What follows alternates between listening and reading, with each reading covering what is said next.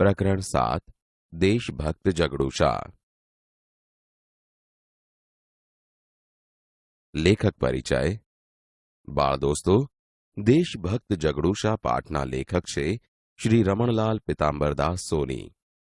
તેમનો જન્મ ઈસવીસન 1908માં સાબરકાંઠા જિલ્લાના એટલે કે હાલના અરવલ્લી જિલ્લાના મોડાસા તાલુકાના કોકાપુર ગામમાં થયો હતો। તેમનું મૃત્યુ ઈસવીસન 2006માં થયું હતું। તેમણે રવિન્દ્રનાથ ઠાકુર અને શરદ બાબુના ઘણા બંગાળી પુસ્તકોનો ગુજરાતીમાં અનુવાદ કર્યો છે। તેઓ બાળકાવ્યો, બાળ વાર્તાઓ અને બાળ નાટકોના સર્જક તરીકે જાણીતા છે।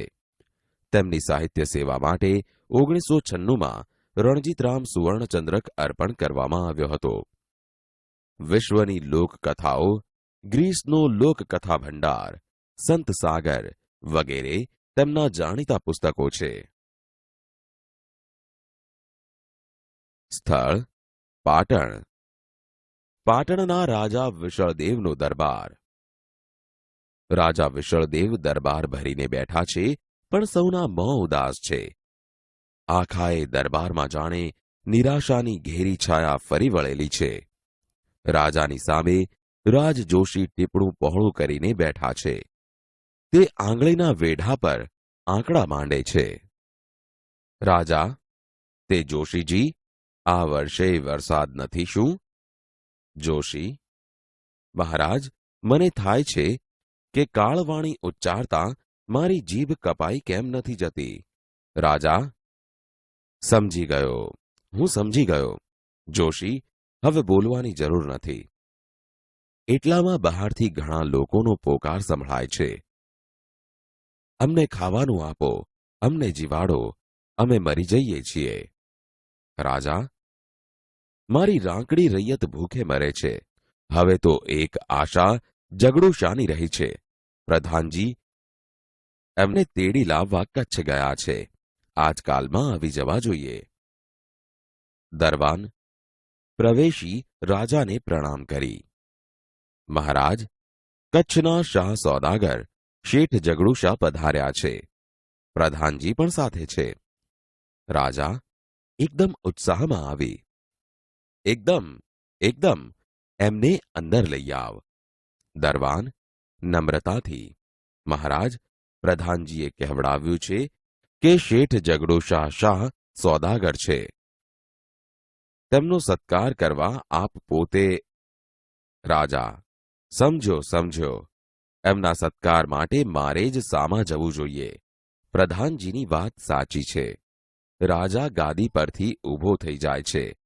આખી કચેરી ઊભી થઈ જાય છે। પછી રાજા જગડુશાનો સત્કાર કરવા પ્રવેશ દ્વાર ભણી જાય છે। સામેથી પ્રધાન જગડુશાને લઈને આવે છે। જગડુશાને જોઈ રાજા ઝડપથી પગલાં ભરી એની સામે જાય છે। તેવી જ રીતે જગડુશા પણ ઝડપ કરે છે। બંને એકબીજાને વહાલથી ભેટે છે।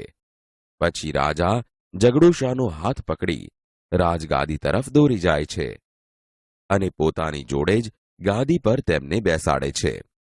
બંનેના બેઠા પછી પ્રધાન અને દરબારીઓ પોતપોતાના આસન પર બેસે છે। જગડુશા, મહારાજ, ઓચિંતાનો કેમ યાદ કર્યો મને? રાજા, સુખ દુઃખની વાતો કરવા શેઠજી। ગુજરાતમાં આજે 3 વર્ષથી કારમો દુકાળ ચાલે છે। જગડુશા, એકલા ગુજરાતની કાં વાત કરો છો? આખા હિન્દુસ્તાનમાં આજે દુકાળ છે। સિંધ, મેવાડ, માળવા, કાશી અને ઠેઠ કંધાર લગી આજે લોકો ભૂખે મરે છે અને પાનખરમાં પાંદડા ખરે તેમ ખરે છે।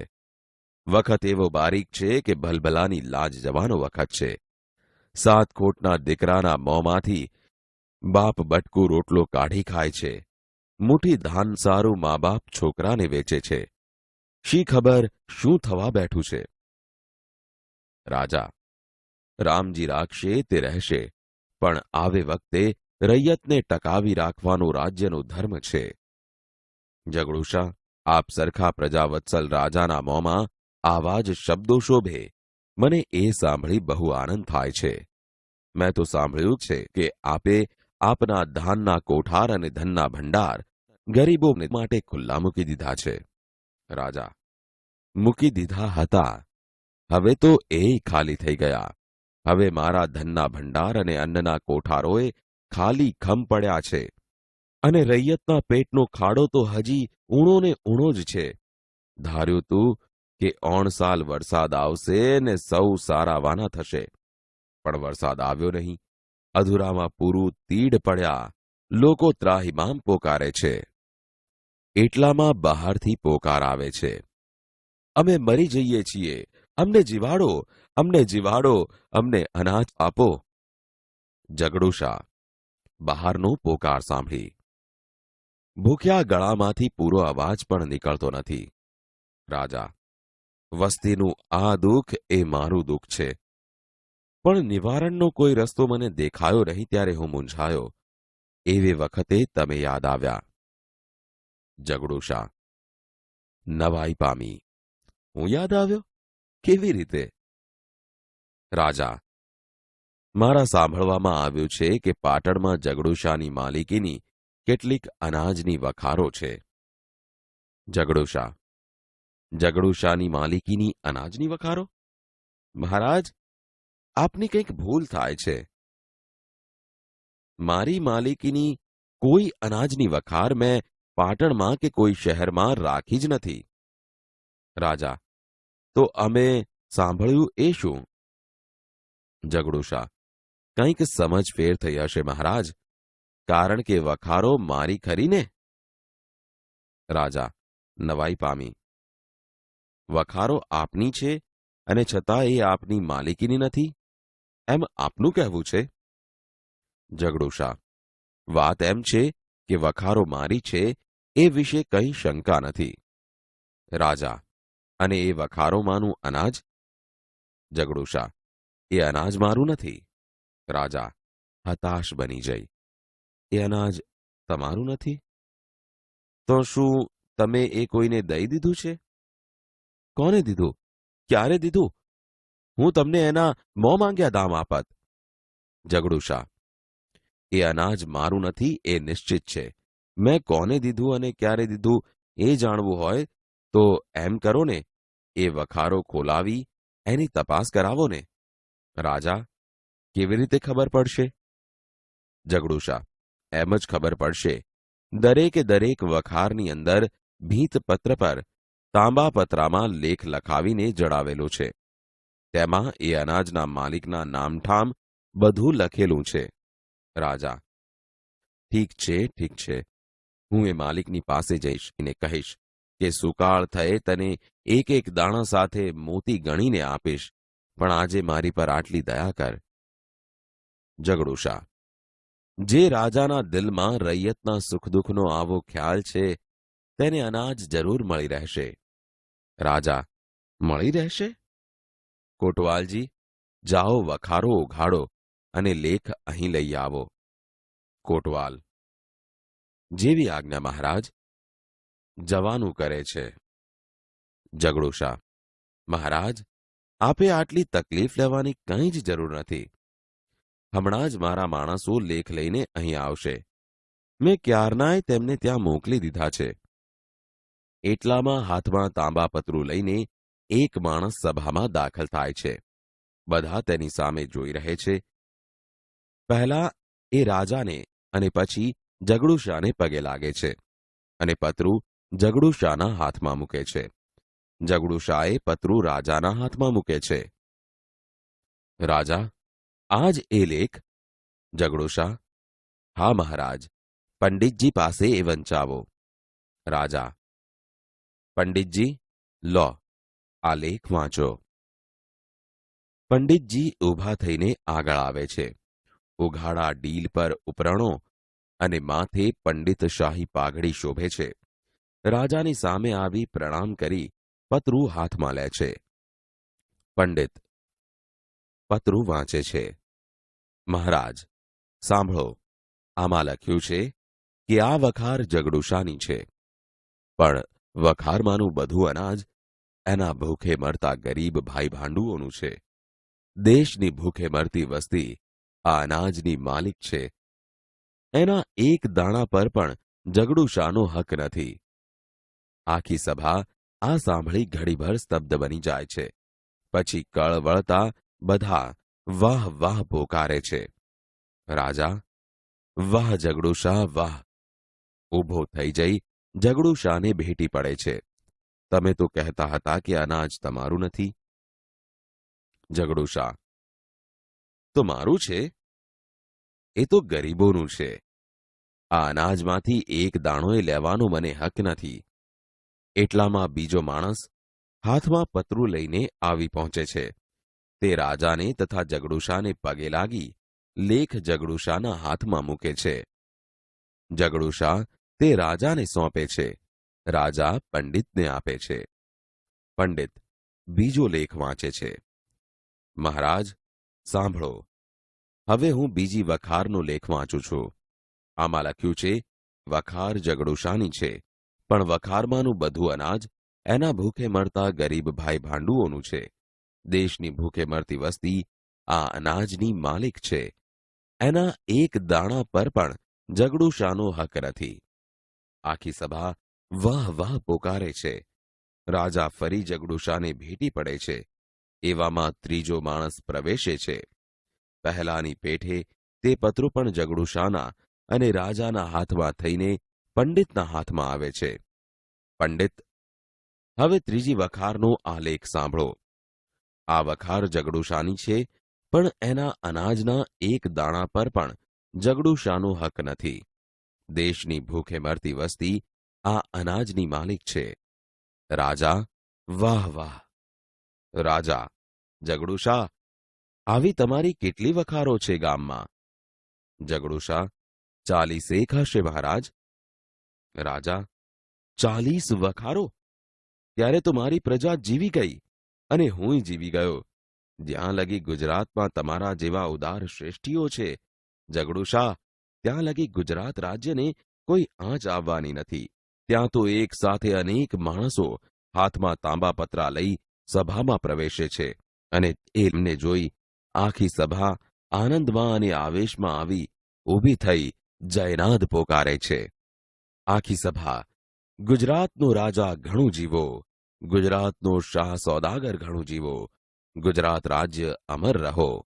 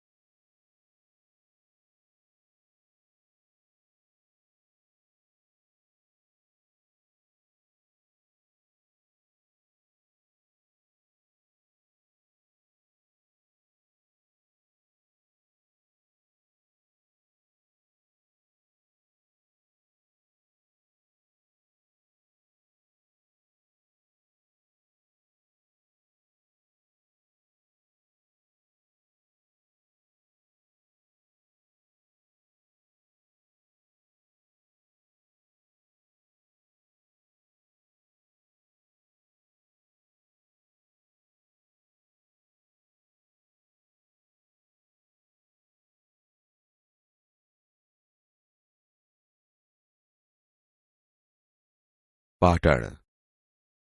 પાટણના રાજા વિશળદેવનો દરબાર.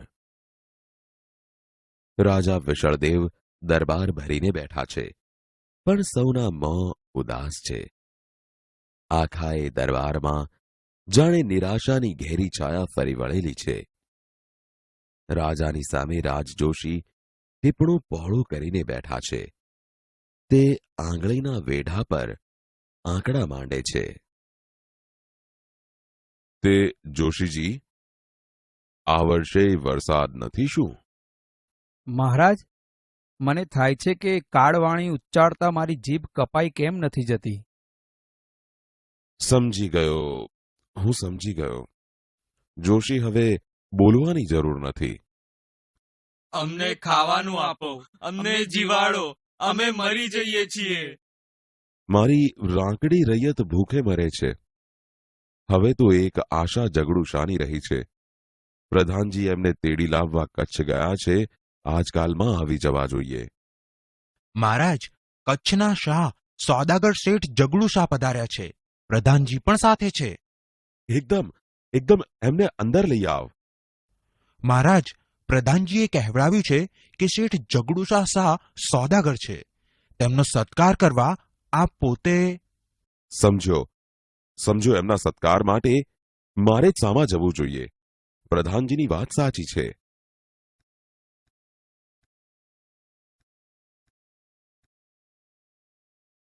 મહારાજ, ઓચિંતાનો કેમ યાદ કર્યો મને? સુખ દુઃખની વાતો કરવા, શેઠજી. ગુજરાતમાં આજે 3 વર્ષથી કારમો દુકાળ ચાલે છે. એકલા ગુજરાતની કાં વાત કરો છો? આખા હિન્દુસ્તાનમાં આજે દુકાળ છે. સિંધ, મેવાડ, માળવા, કાશી અને ઠેઠ કંદહાર લગી આજે લોકો ભૂખે મરે છે અને પાનખરમાં પાંદડા ખરે તેમ ખરે છે. વખત એવો બારીક છે કે ભલભલાની લાજ જવાનો વખત છે. 7 ખોટના દીકરાના મોંમાંથી બાપ બટકું રોટલો કાઢી ખાય છે. મુઠ્ઠી ધાન સારું મા બાપ છોકરાને વેચે છે. શી ખબર શું થવા બેઠું છે. રામજી રાખશે તે રહેશે, પણ આવે વખતે રૈયતને ટકાવી રાખવાનો રાજ્યનો ધર્મ છે. આપ સરખા પ્રજાવત્સલ રાજાના મોંમાં આવા જ શબ્દો શોભે. મને એ સાંભળી બહુ આનંદ થાય છે. મેં તો સાંભળ્યું છે કે આપે આપના ધાનના કોઠાર અને ધનના ભંડાર ગરીબોને માટે ખુલ્લા મૂકી દીધા છે. મૂકી દીધા હતા. હવે તો એ ખાલી થઈ ગયા. હવે મારા ધનના ભંડાર અને અન્નના કોઠારોએ ખાલી ખમ પડ્યા છે. અને રૈયતના પેટનો ખાડો તો હજી ઊણો ને ઊણો જ છે. ધાર્યું તું કે 3 સાલ વરસાદ આવશે ને સૌ સારાવાના થશે, પણ વરસાદ આવ્યો નહીં. અધૂરામાં પૂરું તીડ પડ્યા. લોકો ત્રાહિમામ પોકારે છે. અમે મરી જઈએ છીએ. અમને જીવાડો, અમને જીવાડો, અમને અનાજ આપો. ભૂખ્યા ગળામાંથી પૂરો અવાજ પણ નીકળતો નથી. વસ્તીનું આ દુઃખ એ મારું દુઃખ છે, પણ નિવારણનો કોઈ રસ્તો મને દેખાયો નહીં. ત્યારે હું મૂંઝાયો. એવે વખતે તમે યાદ આવ્યા. હું યાદ આવ્યો? કેવી રીતે? મારા સાંભળવામાં આવ્યું છે કે પાટણમાં જગડુશાની માલિકીની કેટલીક અનાજની વખારો છે. જગડુશાની માલિકીની અનાજની વખારો? મહારાજ, આપની કંઈક ભૂલ થાય છે. મારી માલિકીની કોઈ અનાજની વખાર મેં પાટણમાં કે કોઈ શહેરમાં રાખી જ નથી. તો અમે સાંભળ્યું એ શું? કંઈક સમજફેર થઈ હશે મહારાજ, કારણ કે વખારો મારી ખરી ને. વખારો આપની છે અને છતાં એ આપની માલિકીની નથી, એમ આપનું કહેવું છે? વાત એમ છે કે વખારો મારી છે એ વિશે કંઈ શંકા નથી. અને એ વખારોમાંનું અનાજ? એ અનાજ મારું નથી. એ અનાજ તમારું નથી? તો શું તમે એ કોઈને દઈ દીધું છે? કોને દીધું, ક્યારે દીધું? હું તમને એના મોં માંગ્યા દામ આપત. એ અનાજ મારું નથી એ નિશ્ચિત છે. મેં કોને દીધું અને ક્યારે દીધું એ જાણવું હોય તો એમ કરો ને એ વખારો ખોલાવી એની તપાસ કરાવો ને. કેવી રીતે ખબર પડશે? એમ જ ખબર પડશે. દરેકે દરેક વખારની અંદર ભીંત પત્ર પર તાંબા પત્રામાં લેખ લખાવીને જણાવેલો છે. તેમાં એ અનાજના માલિકના નામ ઠામ બધું લખેલું છે. ઠીક છે, ઠીક છે. હું એ માલિકની પાસે જઈને કહીશ કે સુકાળ થયે તને એક એક દાણા સાથે મોતી ગણીને આપીશ, પણ આજે મારી પર આટલી દયા કર. જે રાજાના દિલમાં રૈયતના સુખ દુઃખનો આવો ખ્યાલ છે તેને અનાજ જરૂર મળી રહેશે. મળી રહેશે? કોટવાલજી, જાઓ વખારો ઉઘાડો અને લેખ અહીં લઈ આવો. જેવી આજ્ઞા મહારાજ. મહારાજ, આપે આટલી તકલીફ લેવાની કંઈ જ જરૂર નથી. હમણાં જ મારા માણસો લેખ લઈને અહીં આવશે. મેં ક્યારનાય તેમને ત્યાં મોકલી દીધા છે.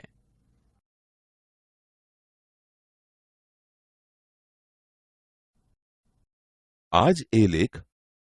હા મહારાજ, પંડિતજી પાસે વંચાવો. પંડિતજી, લો આ લેખ વાંચો.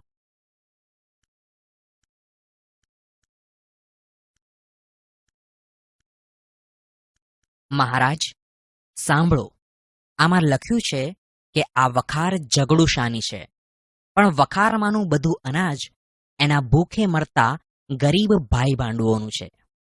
દેશની ભૂખે મરતી વસ્તી આ અનાજની માલિક છે. એના એક દાણા પર પણ જગડુશાનો હક નથી. વાહ જગડુશા વાહ! તમે તો કહેતા હતા કે અનાજ તમારું નથી. તો મારું છે? એ તો ગરીબોનું છે. આ અનાજમાંથી એક દાણો લેવાનો મને હક નથી. મહારાજ, સાંભળો. હવે હું બીજી વખારનો લેખ વાંચું છું. આમાં લખ્યું છે કે આ વખાર જગડુશાની છે, પણ વખારમાંનું બધું અનાજ એના ભૂખે મરતા ગરીબ ભાઈ ભાંડુઓનું છે. દેશની ભૂખે મરતી વસ્તી આ અનાજની માલિક છે. એના એક દાણા પર પણ જગડુશાનો હક નથી. વાહ વાહ વાહ વાહ!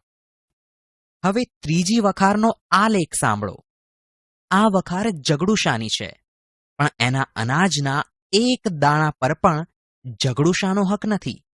દેશની ભૂખે મરતી વસ્તી આ અનાજની માલિક છે. વાહ વાહ વાહ વાહ! જગડુસાની જય હો! જગડુસાની જય હો! જગડુશા, આવી તમારી કેટલી વખારો છે ગામમાં? 40 હશે મહારાજ. 40 વખારો? ત્યારે તો મારી પ્રજા જીવી ગઈ અને હુંય જીવી ગયો. જ્યાં લગી ગુજરાતમાં તમારા જેવા ઉદાર શ્રેષ્ઠીઓ છે જગડુશા, ત્યાં લગી ગુજરાત રાજ્યને કોઈ આંચ આવવાની નથી. ગુજરાતનો રાજા ઘણું જીવો, ગુજરાતનો શાહ સોદાગર ઘણું જીવો, ગુજરાત રાજ્ય અમર રહો.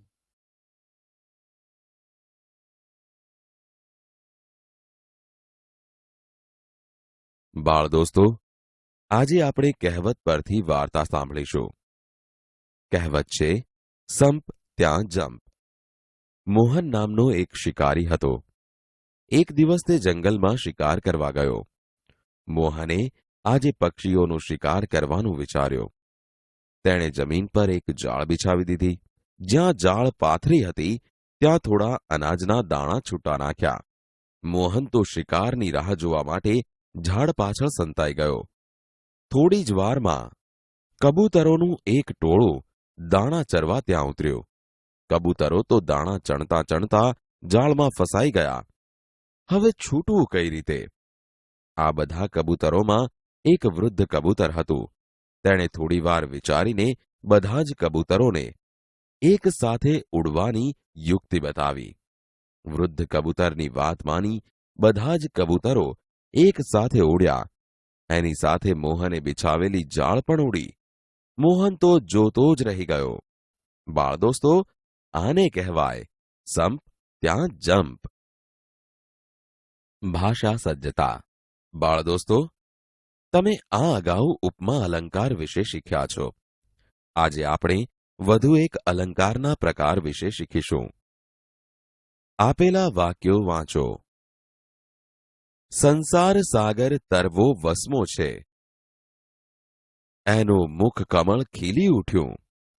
તમે અહીં જોશો કે પ્રથમ વાક્યમાં સંસારને સાગરનું રૂપ આપી દીધું છે. સાગર એ જ સંસાર છે અને સંસાર એ જ સાગર દેખાય છે. એવી જ રીતે બીજા વાક્યમાં મુખને કમળનું રૂપ આપી દીધું છે. મુખ અને કમળ જુદા નથી. શું તમે કહી શકશો કે પહેલા વાક્યમાં ઉપમેય કયો છે, એટલે કે જેની સરખામણી કરવાની હોય તે? તો તેનો જવાબ છે સંસાર, અને ઉપમાન એટલે જેની સાથે સરખામણી કરવાની હોય તે. અહીં ઉપમાન સાગર છે. બીજા વાક્યમાં મુખને કમળનું રૂપ આપી દીધું છે. તમે અહીં જોશો કે વાક્યમાં વપરાયેલા મુખ અને કમળ જુદા નથી, પરંતુ અહીં ઉપમેય અને ઉપમાન એક રૂપ બની ગયા છે. તેથી આ રૂપક અલંકાર બને છે. બાળ દોસ્તો, ઉપમા અલંકાર પછી રૂપક અલંકાર વિશે તમને સમજ પડી જશે.